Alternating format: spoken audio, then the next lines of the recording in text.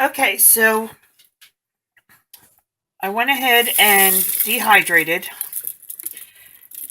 and I want to say it took probably about 5 hours to get this all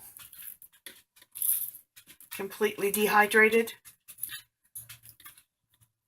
The other good thing about using the plastic like this, you can make yourselves little funnels and it goes right in here. So I'm going to fill the jars.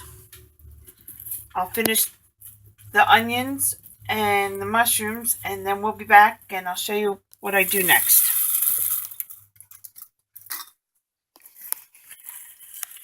Okay, so a couple things I wanted to say about dehydrating.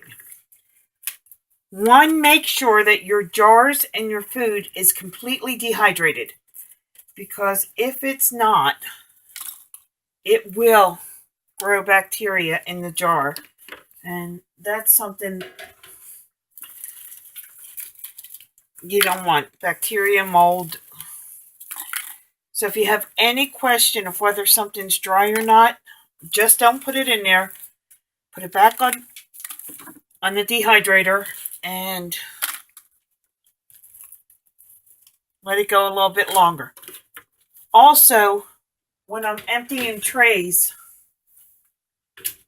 I put the lid underneath in case anything falls through.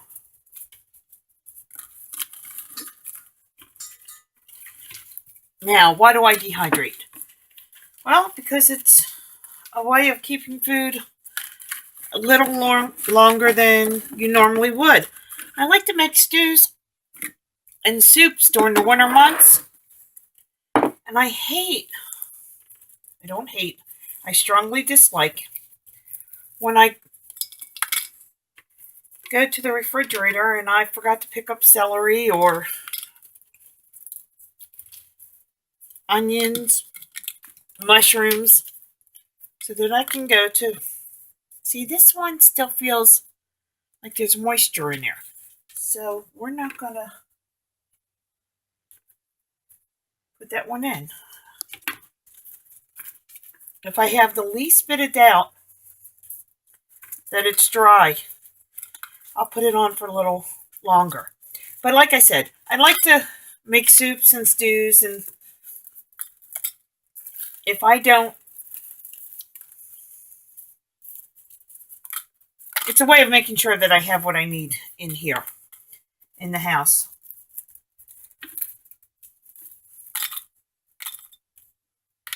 We'll be back in just a little bit. Okay, so now I'm going to vacuum seal.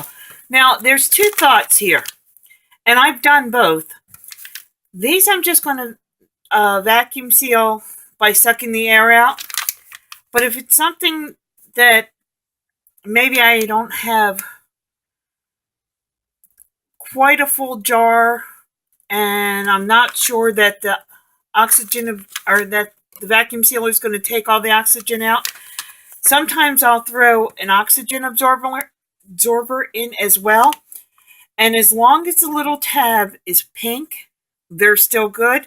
But once this tab turns blue, then your oxygen absorbers have taken in too much oxygen and they're not going to do their job.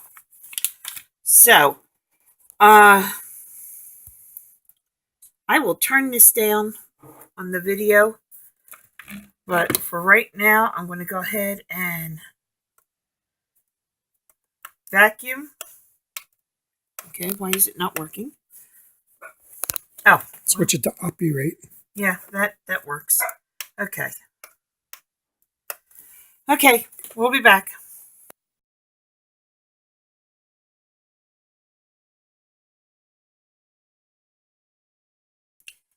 Okay, so I don't know what went wrong with my food saver, but I pulled out my old one, and let's try this.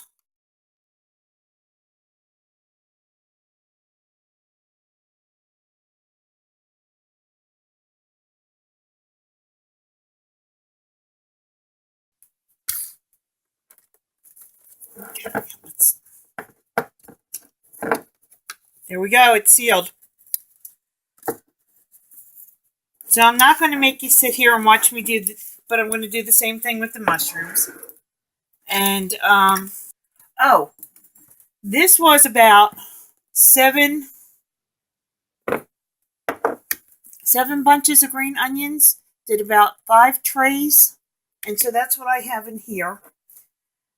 And this was about 7 packages. 7 packages of mushrooms with 1 tray that's not ready, 1 tray that's not done being dehydrated. So I will not seal this one quite yet. Let those dehydrate, put them in there, but then I'll do the same thing. Don't forget to mark what they are and put a date on them. And also, the fact that the first machine we had failed is the reason why you always have a backup. Remember, 2 is 1 and 1 is none.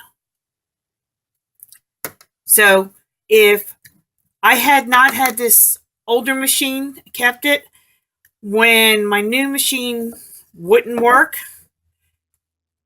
I would have been stuck without being able to seal these. And again, make sure all the moisture from the jars, moisture from the lids, moisture from your hands, everything is completely dry so that you don't have to worry about mold or bacteria growing inside. As always, have a safe and blessed day and share your knowledge.